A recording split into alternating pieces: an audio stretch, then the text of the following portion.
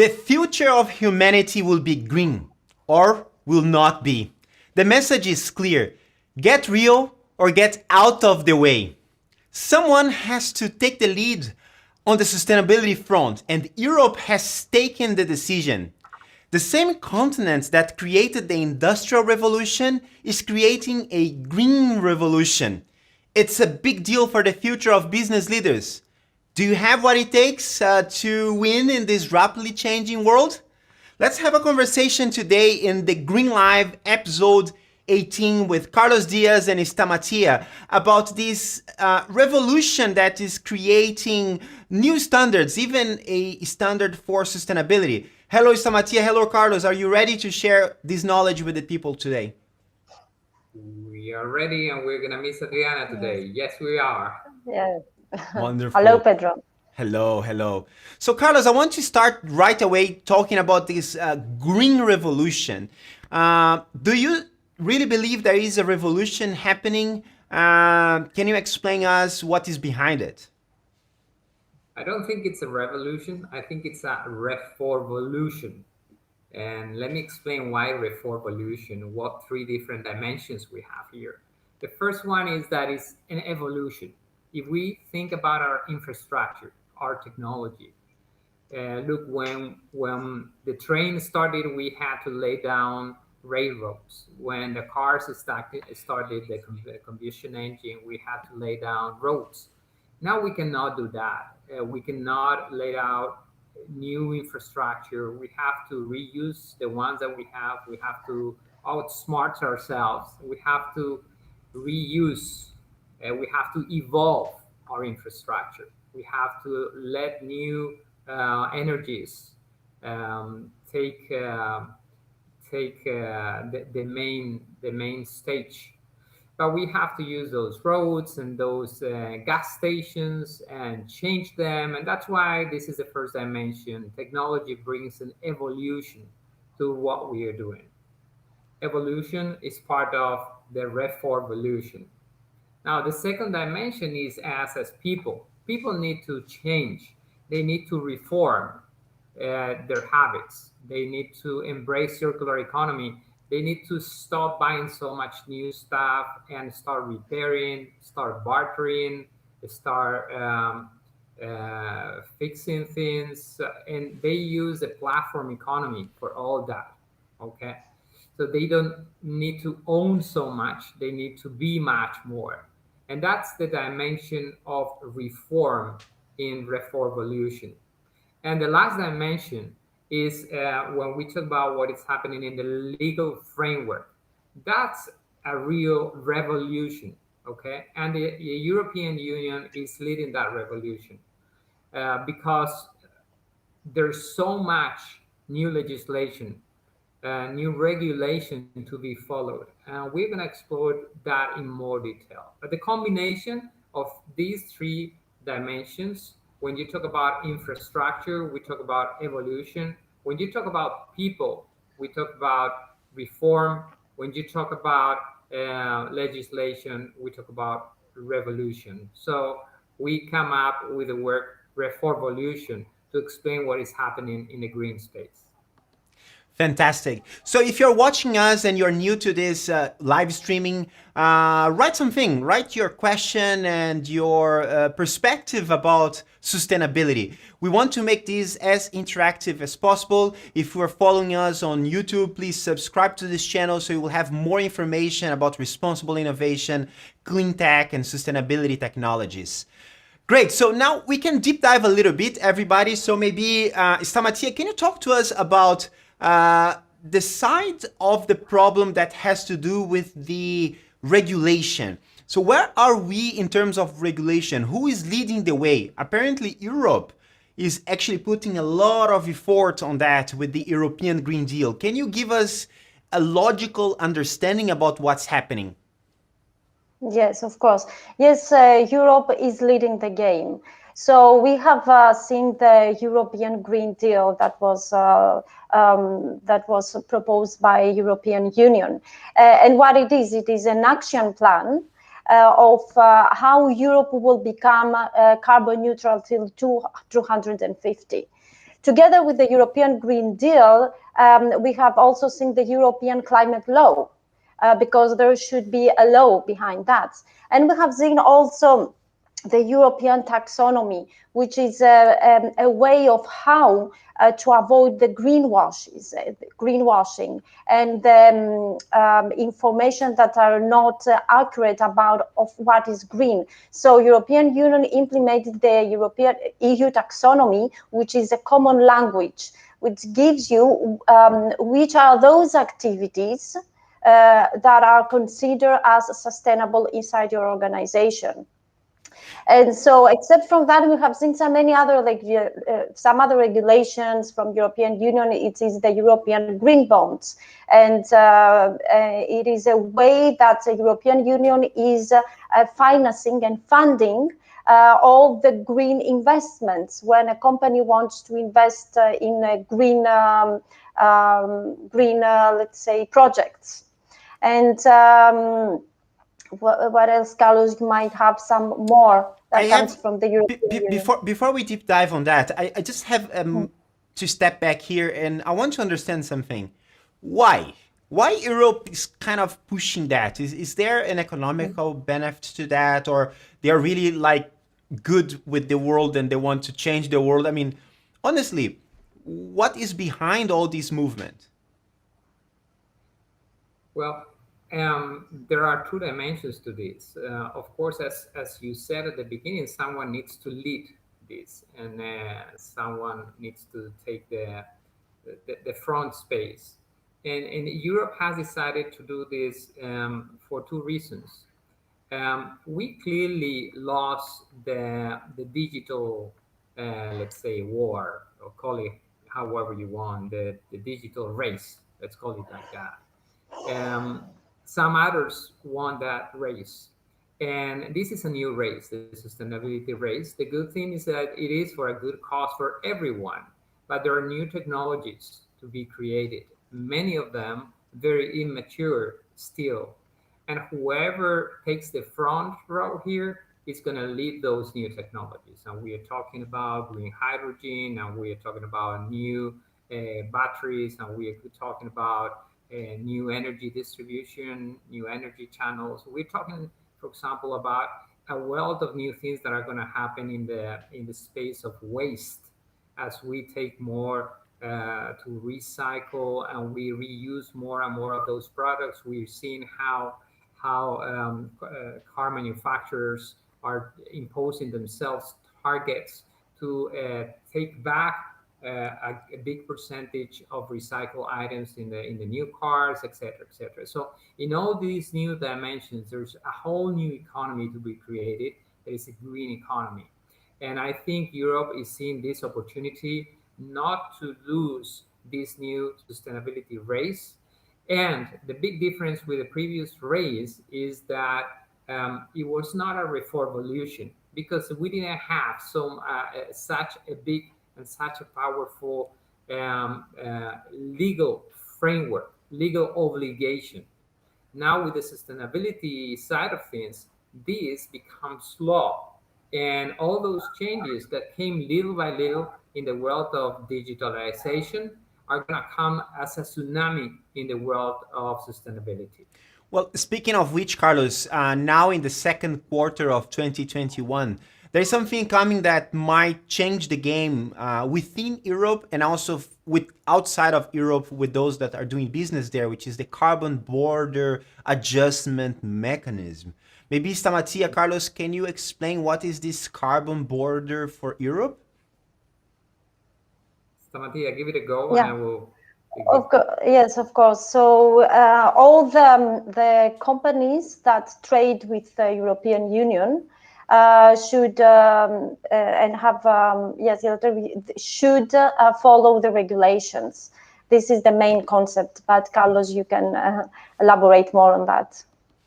Yeah, that is exactly what it is. Look, the European Union can come up with regulations, with laws, with rules, with recommendations, even when you are not obliged. But within the borders of the European Union and the members of the European Union, that they cannot impose what happens outside. So it wouldn't be fair if you're imposing a lot of restrictions, for example, in GHG emissions or in water or in any kind of dimension to your own producers, and you're letting others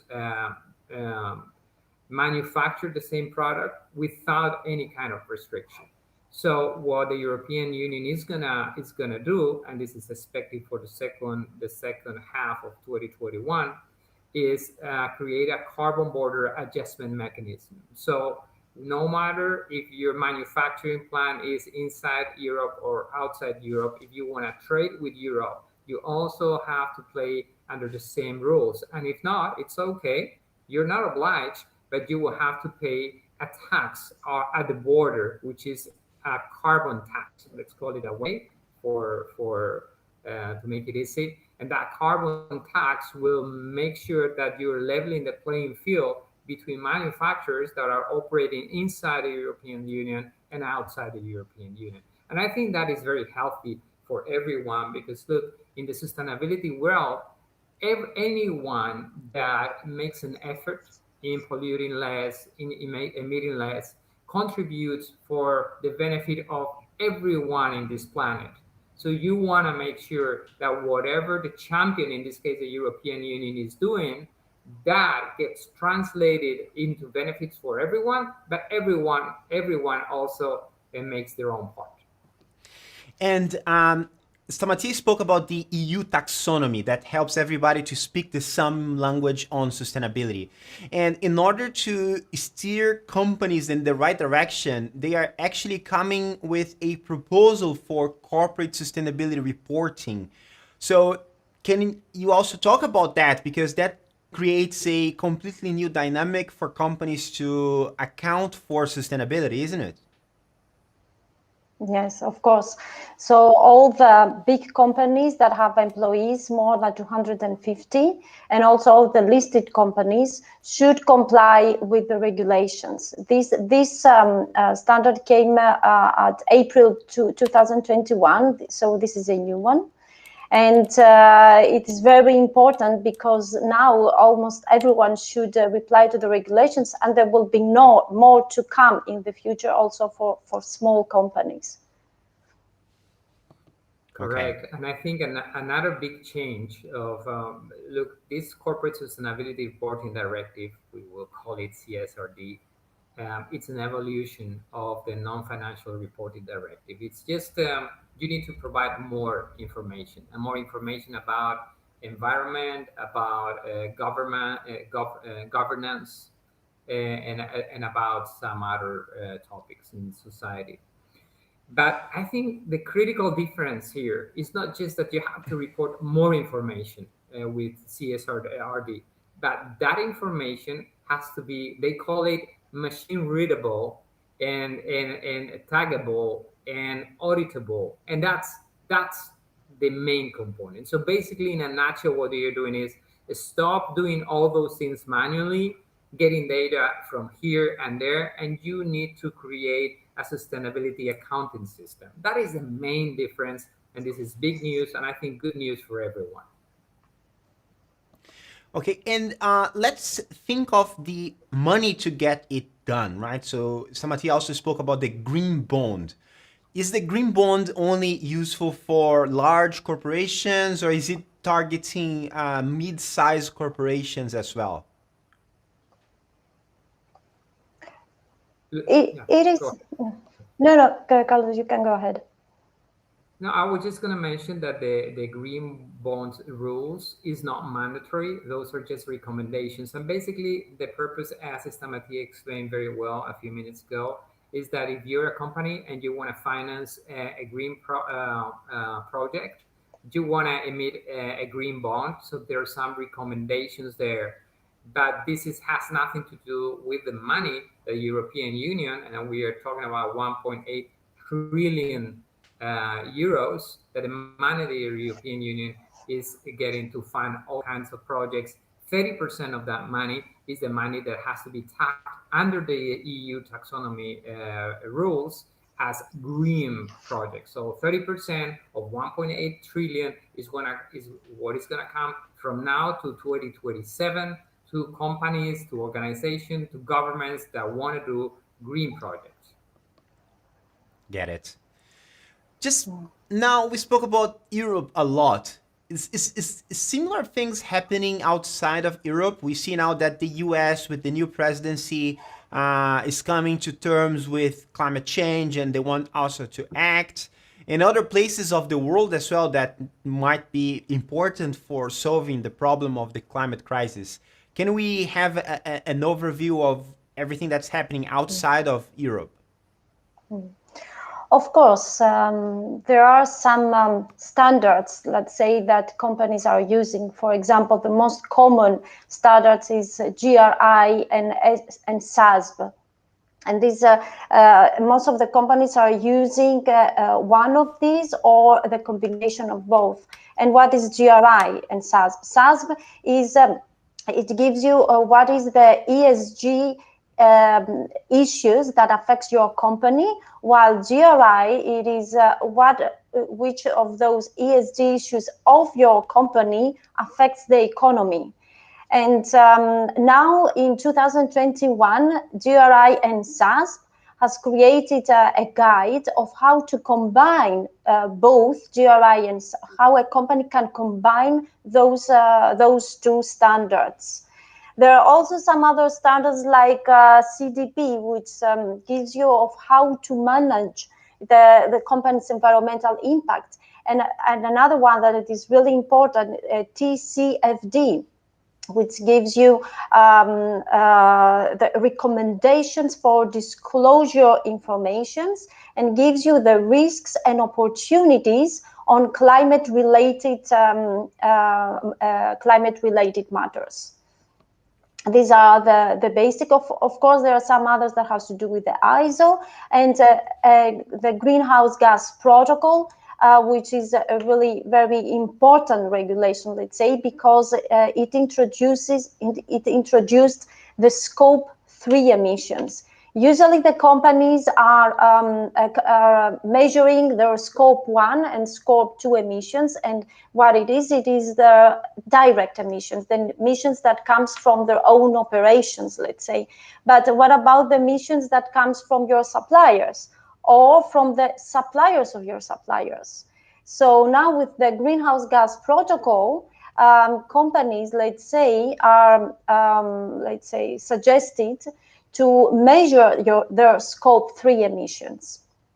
Great. Except And Carlos, what about the industries? Is there anything focusing on industries? Because I understand that there might be international standards like Stamatia is mentioning right now, but every industry operates in a different way. So SAP, for instance, is part of the CEO Alliance. Is that a way for pushing industry transformation in that sense? This is part of the story that we will study in books in a few years. What happened with the sustainability revolution, and we've seen a plethora of alliances because there were not clear regulations, because there was not aggregated. So some companies were reaching out to other A players to try to do something meaningful. But now things are much more clear. As Stamatia mentioned, there are some standards that are emerging.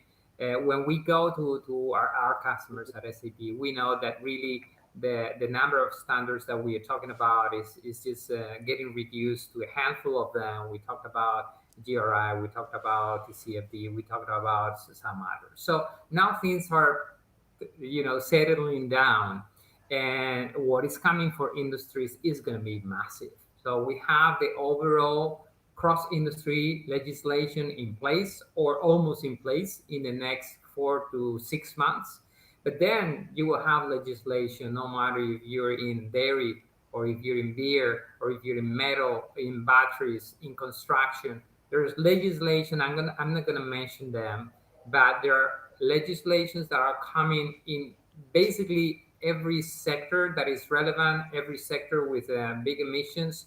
And very importantly, we didn't mention it, but one of the sectors that do not have a very high scope 1 and 2 emissions, which is the financial sector. It is heavily regulated under the sustainability finance directive regulation. It's heavily scrutinized because they are the ones putting money into projects that may or may not be green. Okay, so no matter what industries you are in, it is coming. Next 6 months, you will have your own regulation. Perfect. So now let's move gears here and looking into how we can go from a green revolution, like you coined that, Carlos, to a plan, so that our companies and other companies can apply. Have a comment here, right? To create a new accounting system for sustainability is not a simple task, right? So that's what we are talking here. And many companies, they have been approaching reporting exercise where a few analytics tools can be making the job. But how can we actually act on a sustainability accounting system? What are the best practices? If I have a company and I need to get into that wagon of making a change, but at the same time complying with regulation, what are the best ways to do this? Yeah, so for that, I think the best approach is to use the Horizon 3 thinking. So I will let Stamatia explain what this means, and then we can scrutinize the details. Yes, so I would like to mention first some things before explaining the Horizon 3. So what are the things that a company should do? A company should create a sustainable strategy. Should not have, let's say, sustainability report and financial report separately, but should have one integrated report, and there should have a sustainable strategy. Should embed sustainability in every steps of their processes. Should promote the social responsibility, engage employees, and also extend everything to the business networks and evaluate, for example, their suppliers of how much sustainable they are. So these are the best things. So as to achieve these, we have, let's say, introduced the Horizon 3, and what it is how a company will visualize their future, the midterm future. What are their dreams? So, for example, do they want to be the first company that would be carbon negative in their industry, or the first company that will launch a green supplier program or anything? Because it's important, because the consumers buy with purpose. So if for example, I go in a bar and I would like to pick a beer, I would more easily pick a beer that I know that the specific brand is carbon negative. Even if I do not like so much that beer, I would most likely pick it because it has a purpose behind it. So it is very important for the companies to create that vision, to have that dream and create that vision, and also communicate it outside. And we have. And yeah, Yes. so I think we have here in the screen as well this matrix that shows how you can do that from the complexity of the initiatives with the impact of those initiatives. And there are several initiatives that any organization could take in order to increase their impact. Can you walk us through that approach, Istamati, and explain how that works? Yes, this gives a view of what are the actions that a company can take so as to be on the same time with low complexity or high complexity, or low impact and high impact. So it gives an overview of what are the actions and the steps you can take first, you can take second, and you can take afterwards. And this is a nice way of visualizing, what are the actions that you can take in the future. Great. Now, Carlos, I want to move to you and talk a little bit more about the technology behind it. I understand that a simple analytics system will not solve the problem, right? What it takes, what are the steps, what is the technology infrastructure that is required to take action on this? Well, just a quick comment on the previous image. It is important when we meet our customers to know which is the appetite that they want to shake it up, how big they want to go, how big is their dream in 18 to 24 months. And hence, how can we start walking the talk in Horizon 1 and 2? This strategy of Horizon 3 is not just to look into the future, it's to get ready for the present. And many times it also depends on who's in front of you. Is he a person that is, that wants to have an impact, to really steer the company, to change it? Does it have a voice in the steering committee? So all those things are very important when we meet a customer, that we size the dream, and they also size which is the investment, which is time that they want to commit, how big they want to go, how much they want to lead. This is what is at stake when we meet our customers. Not all of them are equally affected by climate change. Not all of them in different parts of the world are equally convinced of how fast they want to go, and so forth and so on. But what is sure, and I go back to your question now, Pedro, is there are some basic things that we need to have to put together a sustainability accounting system. The first one is this world of sustainability requires a lot of data. You cannot imagine how much data if you're not in the details. But the first thing that you have to think about is that you have primary data, so data that is within your normal system. Secondary data, you have to go and get them outside there. Then you have different aggregation levels, data about your products, about your activities, about different facilities that you have, about different business units, about different corporations or legal entities, you name it. You need a lot of data, but also which is the approximation. Because one thing that we're going to find, no matter how complex you are or how simple are your operations, is that you will not have all the data. What do you do? Do you follow a proxy or an EIO or an intensity approach? All those, if you're not familiar with that, is different ways to invent data or to create data when you don't have data. But you need those data to report, for example, your scope 1, 2, and 3, and to report into all those kind of legislations. Before reporting, the second thing that you have after data integration capabilities is allocation and calculation. So this is why we have been building financial system for 40 years at SAP together with our customers. So we know what we're talking about. Those same skills, allocation skills and calculation skills, you need to apply them now to the world of sustainability. If you're emitting greenhouse gases, you have to allocate each one of those emissions to each product that you manufacture, for example, or that you sell in your retail space. So those allocation capabilities and calculation capabilities need to be there, need to be present. Okay.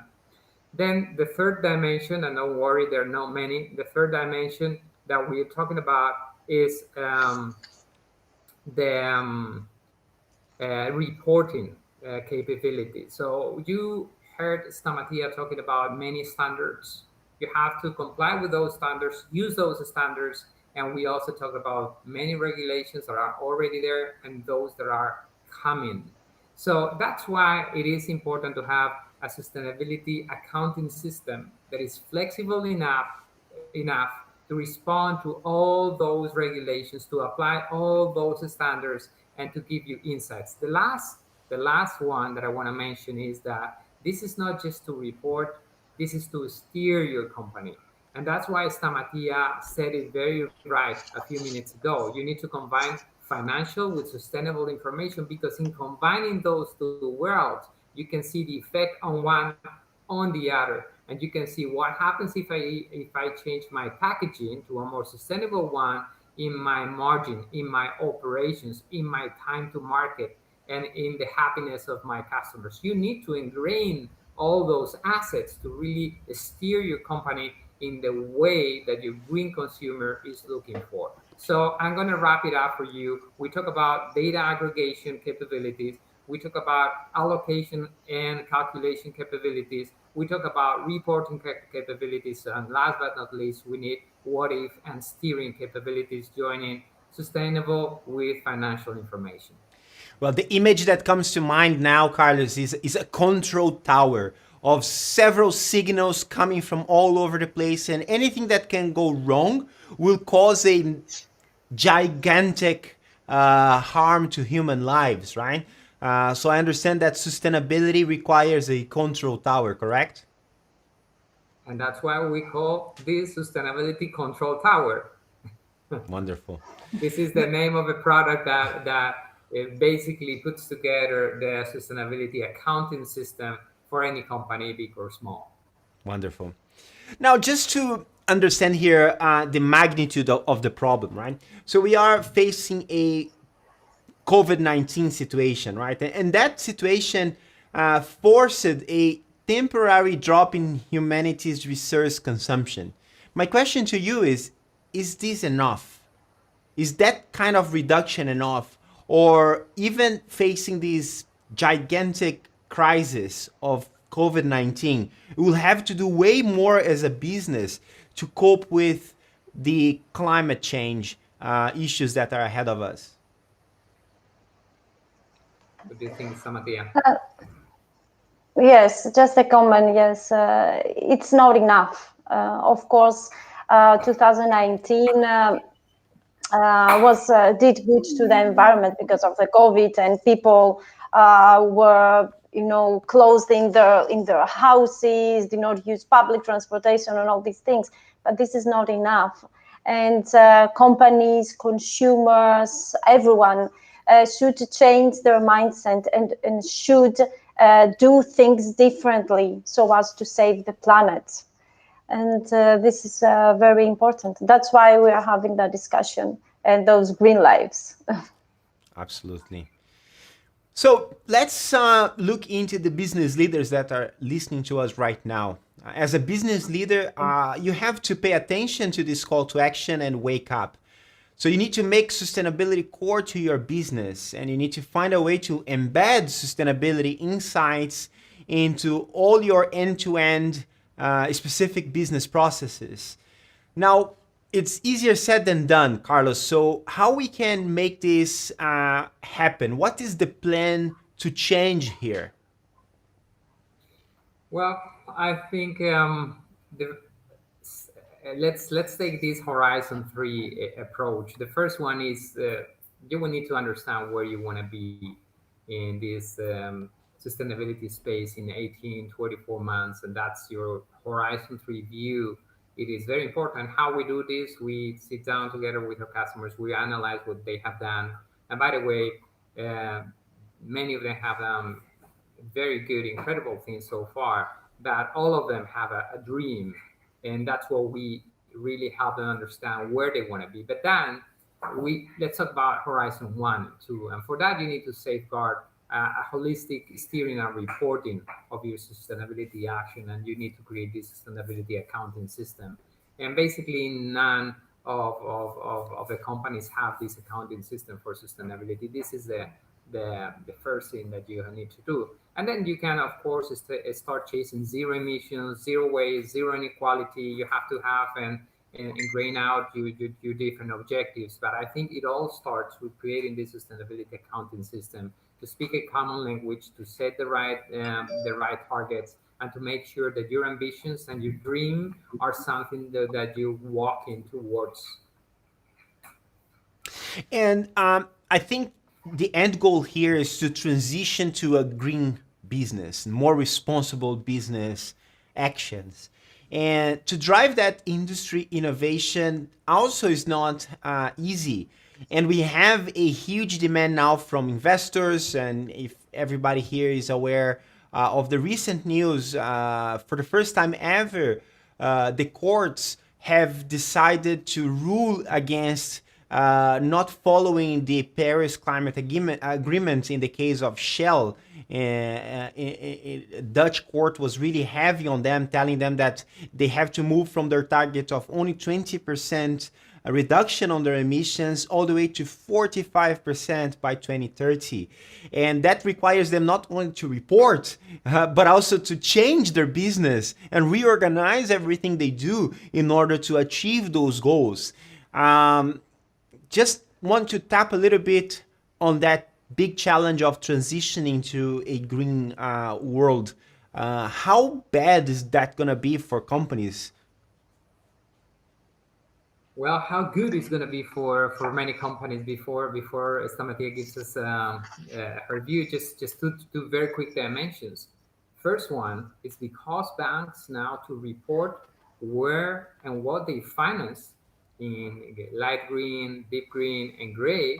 There's going to be a lot of money, a much more cheaper money for green projects than for non-green projects. So money is going to be much cheaper if you're green. A lot of money is going to escape from companies that are high emitters. Okay, so it's going to be tough for those companies. You will not need anyone to rule against you. You will want to do that transition because people will not want to invest in you now that banks need to report on that. And that's one thing. The other thing is not where the money is going to go or not go in established traditional players. Now I would like to look into where the new money is going to. So I'm talking about VCs, venture capitalists, and fund managers, and in general, new money. And we see that sustainability is getting there. We need a lot of money to mature those technologies. We need a lot of money to create new markets for products that didn't have a market to start with. And I talked about waste, but there are many others. There's a lot of new money, and that new money is going to come to you. So if you're watching this live and you're an entrepreneur, or you're part of a company that wants to steer or to create a new division that is a green one, I just urge you to go ahead and look for all those opportunities, because now we're looking for this talent, we're looking for those ideas, we're looking for that energy to put where the money is, and that money is green. Great. Stamatia, any comments on that? Yes, I would like to mention the results of a survey that we have done of what are the motivators and the barriers of the companies. And what we find out is that companies, they believe on a positive. There is a positive relationship with long-term profitability. The 8% of them believe to the long-term profitability, and the 70% believe to the long-term competitiveness. The first one. And the second one is that they know that they should take some actions for the environment, but actually they do not know the how. What will be those steps that they will follow so as to embed sustainability.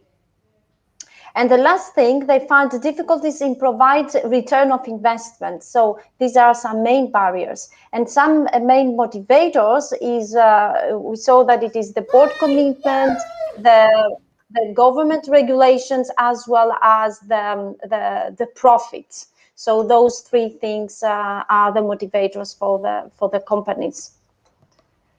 Fantastic. Excellent. All right, guys. To remind that survey and that research on Stamatia, we invite everybody that is listening to also Google that sustainable consumption research. And something big also is happening today, Pedro.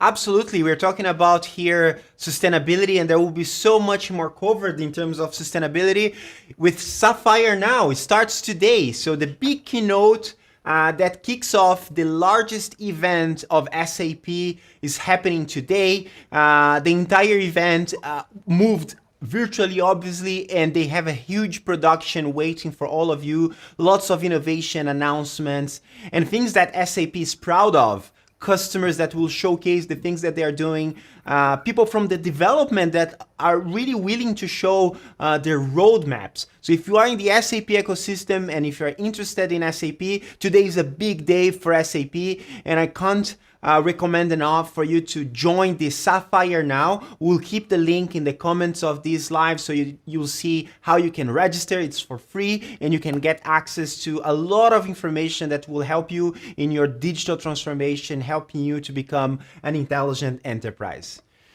And with that, Carlos, I think we can summarize here. I believe that everything we spoke here goes down to the best companies that if they recognize all of these that we're talking about, they will be able to change their business model, they will be able to be profitable and create value for the shareholders and also for their communities. As you say a lot, Carlos, sustainability is the most ambitious project that humankind has ever faced. And survival of life in Earth is what is at stake here.